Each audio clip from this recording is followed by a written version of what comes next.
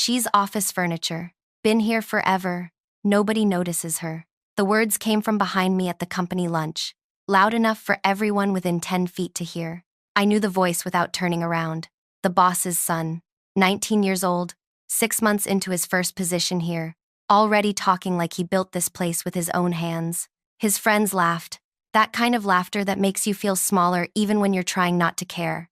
I kept my fork moving through my salad, one bite after another, but everything tasted wrong. My throat felt tight. Something heavy settled into my ribs and wouldn't leave. 28 years. 28 years of showing up before anyone else, of answering questions nobody else knew how to answer, of holding this place together when it was falling apart. And now this boy who still asked me where we kept the printer paper was turning me into a joke his friends could laugh at. I finished my salad, stood up, walked right past their booth without looking, without stopping, without giving them anything to work with, but my hands were shaking when I reached my car, and I had to sit there for 3 full minutes before I trusted myself to drive. I wasn't going home though. Not yet. I had somewhere else to be first. Before we go any further, I want to say thank you for being here and listening to this. If this story means something to you, if you've ever felt invisible in your own life, do me a favor and hit that like button. Drop a comment telling me your thoughts, and subscribe, because what happened next changed everything, and you're going to want to hear where this goes. My name is Lena, 53 years old, never married, no kids, and for the last 28 years this business has been the closest thing I have to family. People probably look at me and see someone ordinary, brown hair going gray that I keep pulled back in a simple style, clothes from department stores, nothing fancy. I don't wear much makeup, don't draw attention. I learned a long time ago that being quiet and capable gets you further than being loud and demanding. Or at least, that's what I thought. But here's something most people don't know about me. I remember everything. Every conversation, every number, every document that crossed my workspace in nearly 3 decades. My brain works like a filing system that never stops organizing. When someone asks me about a client from 2008, I can tell them not just the name, but the specific issue we solved and which supplier we used to fix it. When the systems crash and everyone panics, I'm the one who knows exactly where the backup files are because I'm the one who created the backup system in the first place. I drove 15 minutes that day, straight to the county records office. The building is old brick, smells like dust and old paper, staffed by people who've worked there longer than I've worked anywhere. I asked for business filings from 1997. The clerk disappeared into a back room and came back with a thin folder. I sat at one of those long wooden work areas and opened it. Inside was the original partnership agreement, black ink on white paper, 2 signatures at the bottom. One of them belonged to my brother. Let me take you back to 1997, because that's where this really starts. The business wasn't a business yet, not really. It was 3 people crammed into a rented space above a hardware store on the east side of town. The building shook every time a truck drove past. The heat barely worked in winter, but the 2 men who started it didn't care about any of that. They had an idea, and they believed in it enough to bet everything. One of those men was the boss. The father? Back then, he wasn't anyone's father. He was just a guy in his early 30s with more energy than money, more vision than experience. He was good with people, could walk into a room of strangers and leave with 3 new friends and 2 potential clients. But he couldn't balance a budget to save his life. The other man was my brother, Caleb. Caleb was the opposite. Brilliant with numbers, could see patterns in data that nobody else noticed, could build financial models that actually made sense. But put him in a room with people and he'd find a window to stare out of within 5 minutes. He was shy, awkward, kind in a way that made him easy to take advantage of if you weren't careful.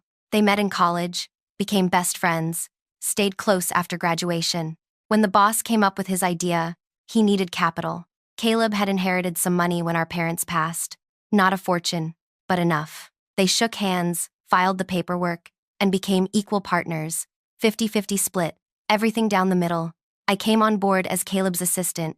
I was 25, working a job I hated, living in a tiny apartment, trying to figure out what I was supposed to do with my life. Caleb called me one night and said, "I need someone I can trust. Someone who'll actually care about this. Come work with me." So I did. $15 an hour, no benefits, but it was family. That mattered. The business grew faster than anyone expected. The boss brought in clients. Caleb managed the money. I handled everything else: paperwork, scheduling, vendor calls, shipping logistics, employee questions. I was the glue nobody saw, but everyone needed. By 2003, we'd moved into a real building, had 20 employees, revenue in the millions.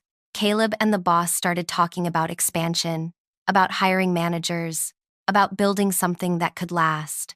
Then one morning in May, Caleb went for his usual run. He was training for a marathon, trying to get healthier, trying to lose the weight he'd carried since childhood. He made it 2 miles before his heart stopped. Just stopped. A jogger found him on the path near the river. Paramedics tried for 40 minutes. It didn't matter. He was 39 years old. The funeral was small. Caleb didn't have many friends outside of work. The boss showed up early and stayed late. He cried harder than I did, which surprised me because I couldn't cry at all. I felt numb, empty. The boss found me standing alone near the parking area afterward and took both my hands. His were shaking. "Please don't leave," he said. "I know this is awful. I know you're hurting, but I can't do this without someone who knew him, who understood what we were building. Please stay." So I stayed, because I didn't know what else to do. Because the business was the last thing I had that connected me to Caleb.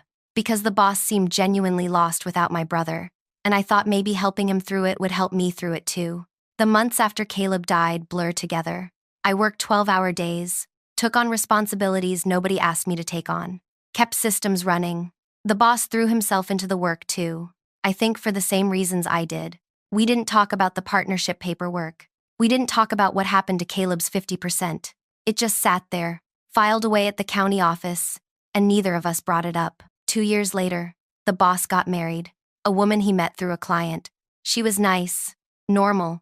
They had a small ceremony, invited the whole company. I went, smiled, gave them a gift, went home alone.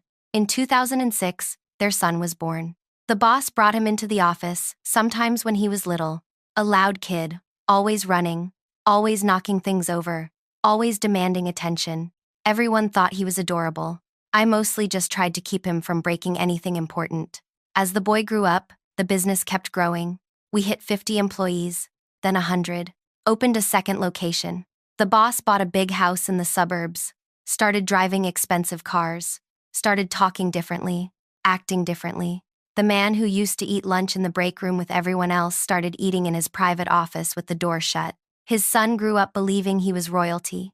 When the boy turned 18, the boss gave him a position, not an entry-level job like everyone else started with, a real position with a title and a salary that made people whisper. When the boy turned 25, the boss made him director of operations. Nobody was surprised. Everyone knew where this was headed.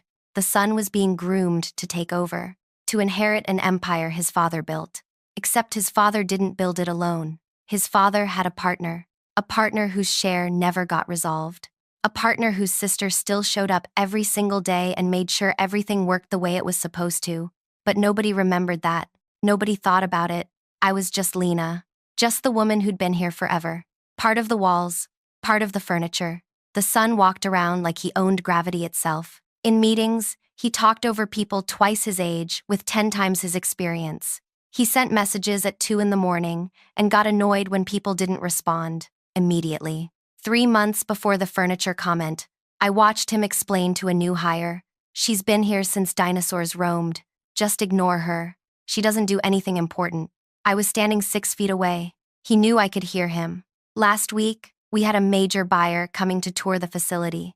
This was a huge deal. The kind of client that could double our revenue if we landed them. The boss got sick the night before. Nothing serious, just a bad flu, but enough that he couldn't come in. He called his son at 6 in the morning and told him to handle it. The son gave the presentation. I sat in the back of the room and watched him fumble through slides he clearly hadn't reviewed until that morning. He used words he didn't understand. When the buyer asked about our quality control protocols, the son waved his hand and said, "We've got people for that. It's handled." Those people were me.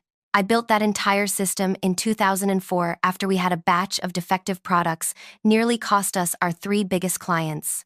I researched best practices. I wrote the procedures. I trained everyone. That system saved this company millions of dollars and countless hours of headaches. But the son didn't know that. He'd never bothered to learn. Why would he? I was just furniture. After the buyer left, the son walked past my workspace without a word. Didn't ask if the presentation went well. Didn't thank me for preparing all the materials he'd used. Just walked past, already on his phone, already thinking about something else. That night, I couldn't sleep. I kept thinking about Caleb, about those early days above the hardware store when everything felt possible, about the partnership agreement, about 50% ownership with survivorship rights passing to immediate family. When Caleb died, I inherited his half of the business. Legally, officially, the paperwork was clear, but I never said anything. The boss was grieving. The business was fragile. I didn't want to make things harder. I thought maybe later, when things settled down, we'd figure it out. But later never came. Years passed. The business grew. The boss got comfortable. I got comfortable. The paperwork sat in a cabinet in my apartment, and I stopped thinking about it until the furniture comment. That night, lying awake at 3 a.m, I got up and found the folder, pulled out the original partnership agreement, read it twice, then I read the survivorship clause 5 more times, just to be sure. 50%. Mine. For 28 years. The next morning, I called a lawyer. The lawyer's name was Bridget. She was in her 60s, ran a small practice downtown, came recommended by someone I barely knew but trusted. When I walked into her office that first morning, she looked up from her computer and said, "What can I help you with?" I put the folder on her workspace. "I need to know if this still means what I think it means." She spent 20 minutes reading through everything. Partnership agreement, business registration, my brother's will, the inheritance documents I'd filed back in 2003. When she finally looked up, her expression told me everything before she said a word. "This is airtight," she said. "You've owned 50% of that business for over 2 decades. Has anyone from the company ever contacted you about this? Offered to buy you out? Asked you to sign anything? Dissolving the partnership? No. Have you received any profit distributions? Any documentation acknowledging your ownership stake? No. I just worked there. I get a salary like everyone else." Bridget leaned back. "They've been treating you like an employee, when legally you're a co-owner. That's a problem. For them, not for you." She paused. "What do you want to do about this?" I hadn't slept in 2 days. My brain felt fuzzy around the edges, but one thing was crystal clear. I want what's mine. She helped me understand my options. I could demand profit distributions going back years. I could force a sale of the business. I could sue for damages. Or I could do something simpler. I could just show up and claim my seat at the table. "What would you recommend?" I asked. "Depends on what you want. Money? Power? Both?" I thought about the son's face when he called me furniture, about all the years I spent being helpful and invisible, about Caleb, who would have hated seeing what the business had become, what the boss had become. "I want them to see me," I said. Bridget smiled. "Then let's make sure they can't look away."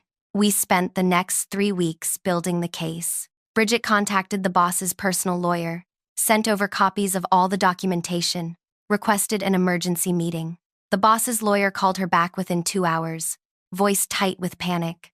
Nobody at the company had any idea this existed. The boss himself didn't remember, or maybe he'd convinced himself it didn't matter, after so many years of silence.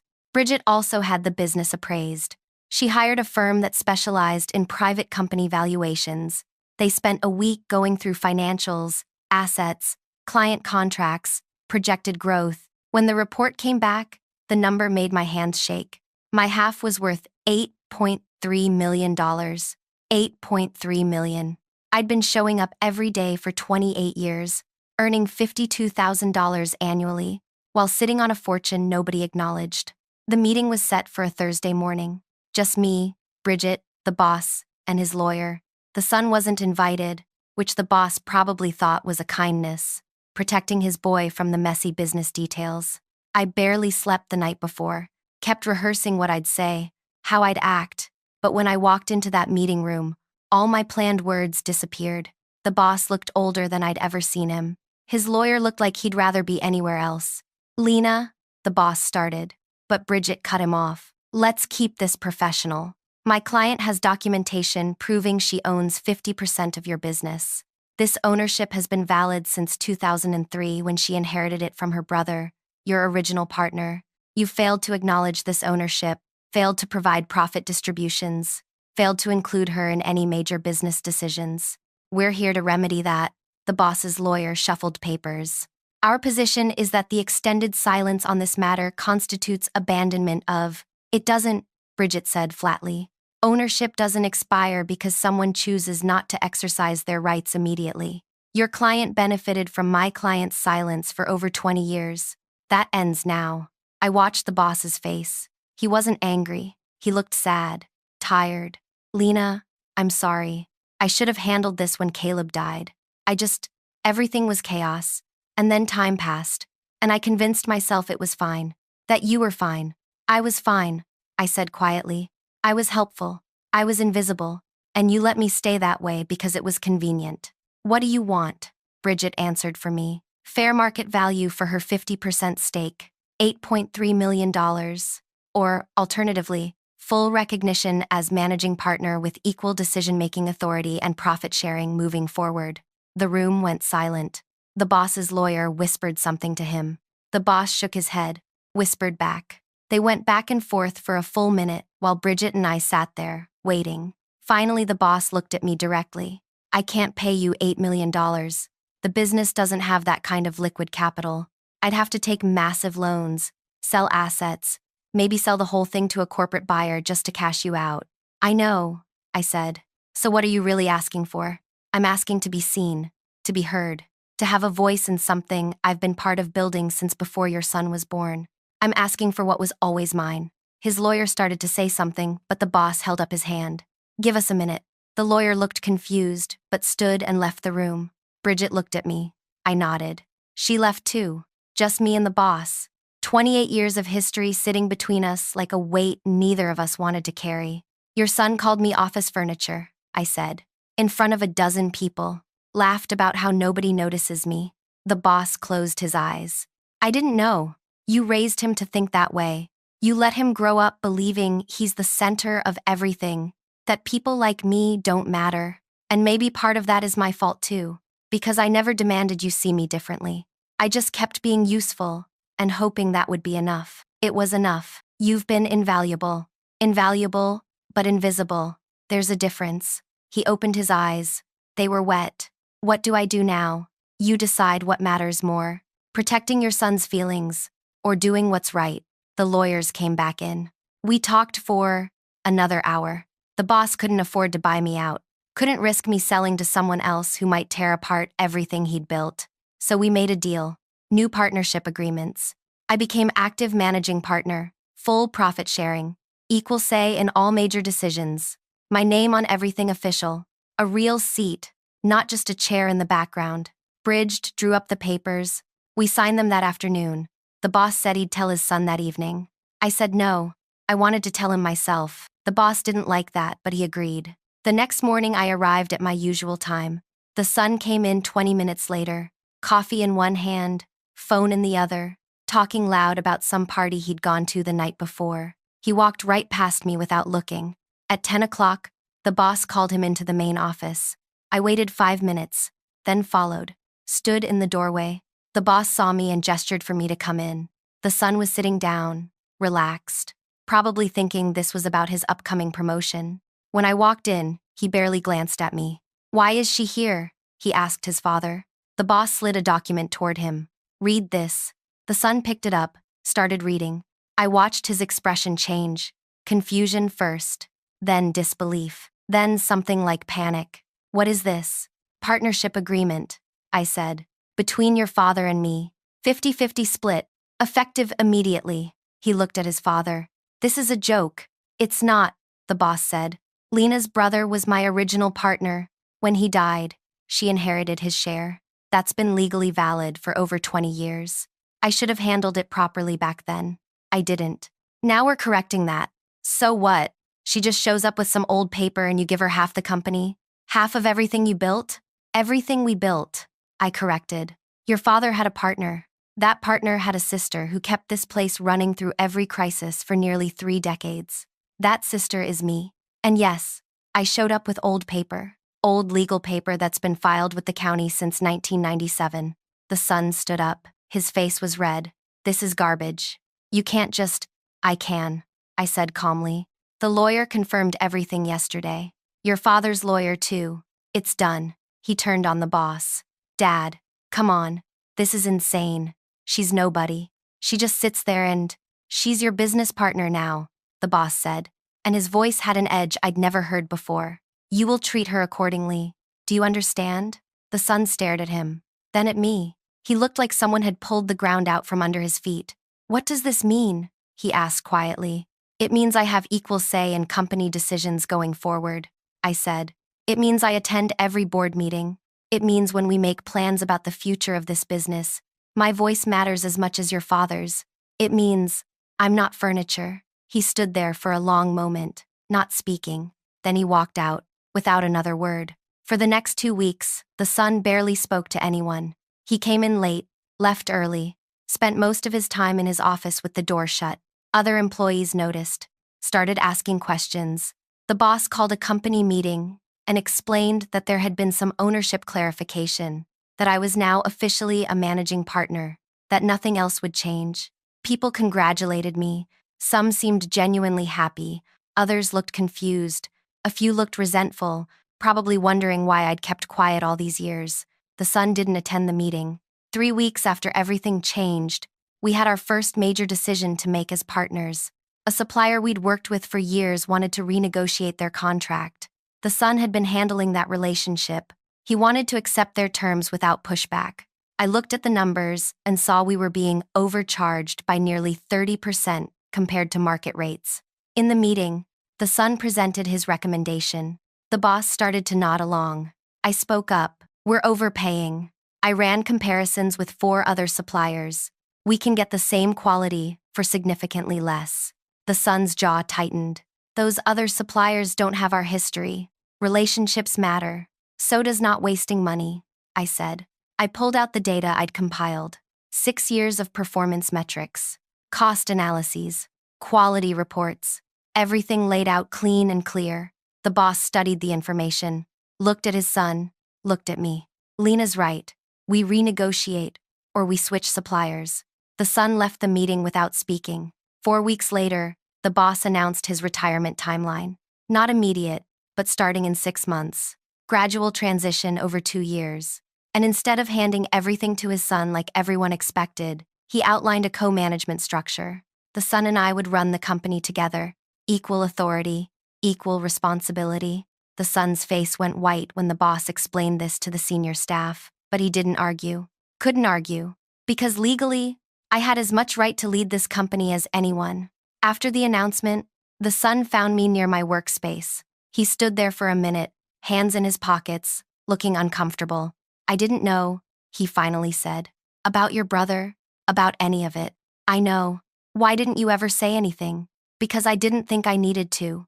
I thought doing the work would be enough. I thought being good at what I do would matter. He shifted his weight. The furniture thing. That was— I'm sorry. That was wrong. Yes, it was. Are you going to fire me? The question surprised me. Why would I fire you? Because you could. Because I was awful to you. Because you have the power now. I looked at him. Really looked at him. He was 28 but seemed younger in that moment. Scared. Lost. I don't want power over you, I said. I just want to be seen as a person who matters, who contributes, who's been here longer than you've been alive, and might actually know some things worth listening to. He nodded slowly. Okay, I'll listen. I'll try to do better. That's all I'm asking. He left. And over the following months, something shifted. The son started showing up on time, started asking questions instead of assuming answers, started reviewing data before making recommendations. He wasn't perfect, still had moments of arrogance, still pushed back when he shouldn't, but he was learning. And me? I'm still in the same workspace I've had for 28 years. But now when people walk past, they stop. They ask my opinion. They wait for my input before making decisions. The son nods at me every morning, sometimes even says good morning. Last month, We landed that major buyer, the one from before. They came back for a second tour. This time, I gave part of the presentation, explained our quality control systems, answered their technical questions. When we got the signed contract 2 weeks later, the boss took me and the son out to dinner to celebrate. The three of us sat around a table, and for the first time in years, it felt like a partnership. The son raised his glass. "To the team," he said. "To the real team," the boss corrected, looking at me. "The one that's been here all along.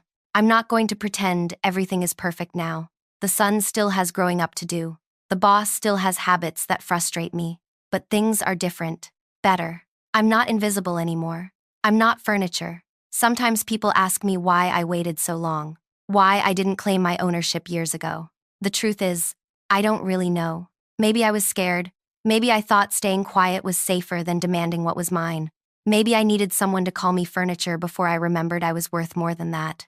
But I also think about Caleb a lot, about what he'd think of all this.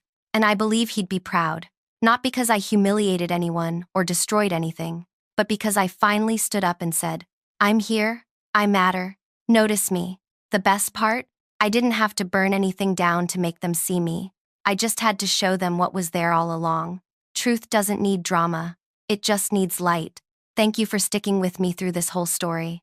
If it made you think about your own life, about times you stayed quiet when you should have spoken up, I'd love to hear about it in the comments. Hit that subscribe button if you want more real stories about finding your voice when the world tries to silence you. And remember, furniture holds things up, but people who've been holding things up deserve to be recognized for the strength that takes.